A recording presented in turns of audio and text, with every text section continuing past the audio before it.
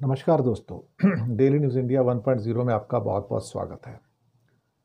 मोहन भागवत ने एक किताब के अनावरण के समय कुछ ऐसा कह दिया जिससे आरएसएस के और बीजेपी के एजेंडे का और ज़्यादा खुलासा हो गया। मकसद यह था कि गांधी को रास्ते से हटाना। कौन गांधी? महात्मा गांधी।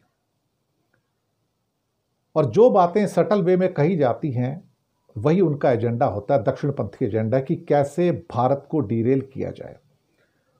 और वहां यह कहा गया कि इस देश के लिए सबने कुर्बानियां की हैं, और हेडगेवार की बात भी की कि वो भी जेल गए थे। भारत के स्वतंत्रता संग्राम के अंदर वो भी जेल गए थे।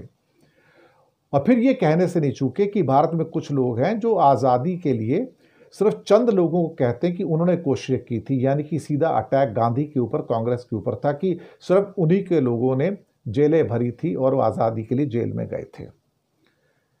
मुझे लगता है कि अब ये आखिरी हथियार के रूप में भारत के इतिहास को बदलने का प्रयास किया जा रहा है, जहां पर महात्मा गांधी को, सरदार पटेल को, नेहरू को और पूरी कांग्रेस को डिस्क्रेडिट करने की बात हो रही है, जहां पर इवन सुभाष चंद्र बोस को डिस्क्रेडिट करने की बात हो रही है, जहां पर यह कहने की कोशिश हो रही है कि हमारे जो आरएसएस के जो विंग थे आज़ादी से पहले, जो कि बेसिकली ब्रिटिश के साथी थे, उनके भी बहुत योगदान थे, उन्होंने भी आज़ादी में योगदान दिया है।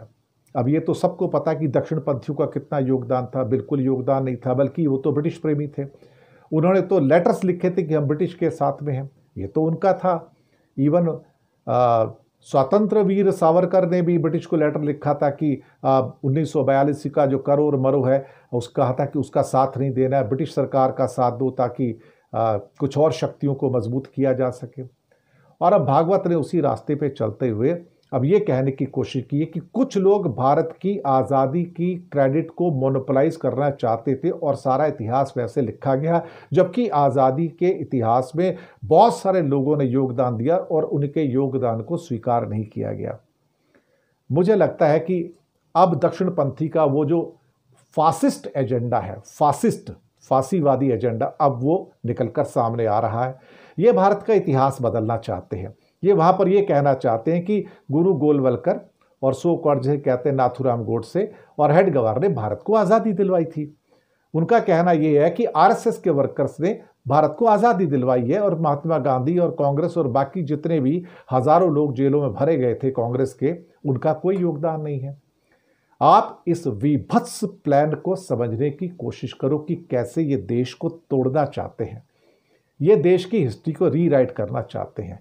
ये नाथूराम गोडसे को दरअसल भारत का राष्ट्रपिता बनाना चाहते हैं, यही तो उनका एजेंडा है। और हो सकता है वीर सावरकर को भी एक joint so called father of nation बना दें। फासिस्टवाद इसे तो कहते हैं। अब क्या कहते हैं कि ये सारी चीजें हाथ से निकलती नजर आ रही हैं, तो अब इनके असली जो हाथी के दांत हैं ना, अब बाहर निकलने शुरू हो गए कि ये कितने बड़े दक्षिणपंथी फासिस्ट हो सकते हैं। इनसे डर कर रहना होगा। ये भारत को तोड़ने आए हैं, ये भारत को जोड़ने नहीं आए हैं। शुक्रिया।